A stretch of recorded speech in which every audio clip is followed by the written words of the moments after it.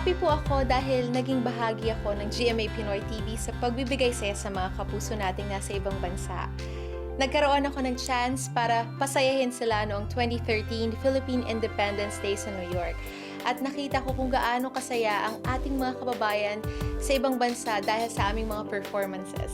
Bilang kapuso, nag-upisa po ako lumabas sa Party Pilipinas at sa Sunday All-Stars at syempre nakasama ko po doon ang ibang mga talented kapuso stars. Kasama na dyan si Christian Bautista at si Mark Bautista na tinuturing ko pong malapit na kaibigan sa aking puso.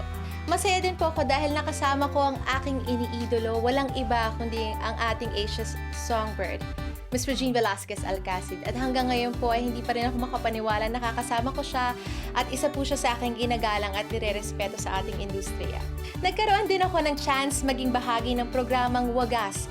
Ako po ang kumanta ng kanilang theme song na napapanood din nyo sa GMA Pinoy TV. At ngayon po, nagkaroon ulit ako ng pagkakataon na maging bahagi ng GMA Pinoy TV sa kanilang pagdiriwang ng ika-10 taong anibersaryo.